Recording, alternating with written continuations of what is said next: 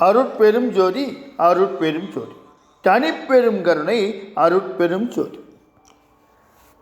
நேற்றைய உரையில் ஒற்றைசர் ராமலிங்கத்துக்கு காட்சியளித்த அற்புத நிகழ்வை பார்த்தோம். வாருங்கள் தொடர்ந்து பார்ப்போம். ராமலிங்கம் தல வழிபாடு செய்தல், பக்தி பாமாலைகள் பாடுதல், புராண பிரசங்கம் புரிதல் என்று வேறு சிந்தனை இல்லாமல் தன் வாழ்நாளை ஆன்மீக நாட்டத்திலேயே கழித்து கொண்டிருந்தார். அவரது இந்த நிலை வீட்டில் இருப்போருக்கு மிகுந்த கவலையும் வேதனையும் கொடுத்து கொண்டிருந்தது. சபாபதி பிள்ளையும் பார்வதியும் அவரை பற்றி தெரிந்து வைத்திருந்ததால் மனம் சமாதானப்பட்டிருந்தார்கள். ஆனால் அவரது தாய் சின்னம்மைக்கோ மகனின் திருமண வயது கடந்து போய்கொண்டே இருக்கின்றது என்பதில் மிகுந்த கவலையும் துக்கமும் சதா சர்வகாலமும் இருந்து கொண்டே இருந்தது. மகன் ராமலிங்கத்தின் திருமணத்தை எப்படியாவது முடித்துவிட வேண்டும் என்று அன்று காலையிலேயே ஒரு முடிவோடு பொன்னேரியிலிருந்து புறப்பட்டு வந்த சின்னம்மை மூத்த மகன் சபாபதி பிள்ளையும் மருமகள் பார்வதியும் அழைத்து அது குறித்து பேச தன் பக்கத்தில் உட்கார வைத்தார். சின்னம்மை மகனின் முகத்தை வாஞ்சியோடு பார்த்து, தம்பி சபாபதி, ராமலிங்கத்தின் வாழ்க்கை இப்படியே போய்கொண்டிருந்தால் எப்படியப்பா என்று கேட்டாள். என்னம்மா செய்ய சொல்கின்றீர்கள் என்று தன் இயலாமையை வெளிப்படுத்தினார் சபாபதி பிள்ளை. சின்னம்மைக்கு அவர் சொன்னது சம்மதமாக இல்லை. அவனுக்கு வயது 27 ஆகிறது. இத்தனை வயது வரை நம் குடும்பத்தில் யாருக்கும் கல்யாணம் ஆகாமல் இருந்ததில்லையே என்று ஆதங்கப்பட்டார். புரிகிறதம்மா, சபாபதி பிள்ளைக்கு வேறொன்றும் சொல்ல தோன்றவில்லை. அவரையே வீழ்ச்சியோடி பார்த்திருந்தார். புரிந்திருந்தும் பேசாமல் இருந்தால் எப்படி? மறுபடியும் கேட்டால் சின்னம்மை. கணவருக்காக பார்வதி குறுக்கிட்டு பேசினார். அத்தை, திருமண விஷயமாக நானும் இவரும் எத்தனையோ முறை தம்பியிடம் பேசி பார்த்து விட்டோம். கொஞ்சமும் அவர் இசையவே இல்லை. என்ன செய்வது என்ற உண்மையான வருத்தத்தோடு சொன்னார். சபாபதி பிள்ளை இப்போது ராமலிங்கத்தின் விஷயத்தில் உண்மையிலேயே தாய்க்கு உணர்த்த விரும்பினார்.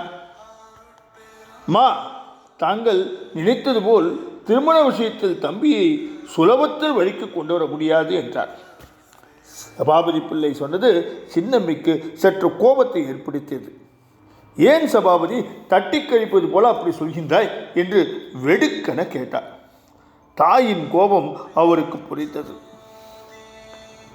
அவரை சமாதானப்படுத்த தொடங்கினார். அப்படியெல்லாம் இல்லையம்மா, தம்பியின் குணாதிசயங்களை தாங்கள் இன்னமும் புரிந்து கொள்ளவில்லை என்று நினைக்கின்றேன் என்றார். பார்வதி மீண்டும் குறுக்கிட்டார். அத்தை, எனக்கு தெரிந்த இன்று வரையிலும் சின்னவர் சாப்பாட்டிலேயே அக்கறம் காட்டுவதில்லை, காசு பணத்தையும் மதிப்பதில்லை. யாராவது அன்பர்கள் கொடுக்கின்ற பணத்தை கூட குளத்திலும் கிணற்றிலும் இருந்து விடுவதாக கேள்வி. இப்படி பொன்னில் ஆசை, பொருளில் ஆசை, உணவில் ஆசை, உடையில் ஆசை, உலக வாழ்வில் ஆசை எதுவுமே இல்லாதவராக இருக்கின்றார். ஒரு பற்றற்ற துறவி போல வாழ்ந்து வருகின்றார் என்றார். சபாபதி பிள்ளையும் ஆமாம் அம்மா, பார்வதி சொல்வது போல வாலிப வயதிற்குரிய இல்லற ஆசை தம்பி ராமலிங்கத்திடம் கொஞ்சம் கூட இல்லை.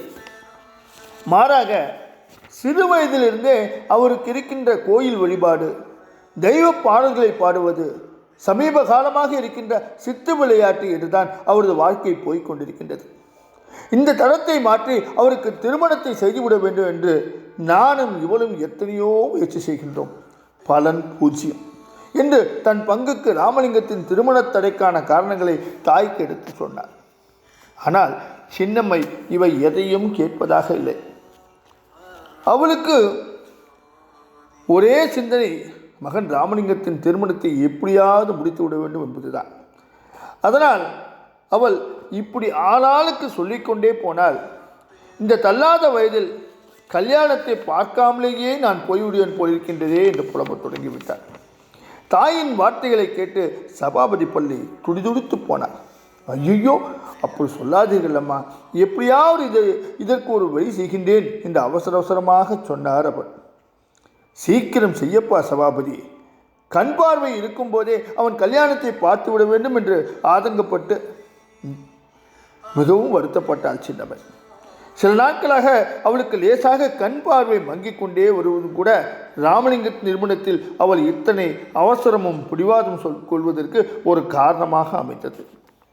அவர்கள் இத்தனை நேரமாக இவ்வாறெல்லாம் ராமலிங்கத்தின் திருமணத்தை பற்றி பேசி ஒரு சரியான முடிவுக்கு வர முடியாமல் தவித்து கொண்டிருக்கையில் வெளியில் சென்றிருந்த அவர் வீட்டுக்குள் நுழைந்தார். தொடர்ந்து என்ன நடந்தது நாளைய உரையில் பார்ப்போமா?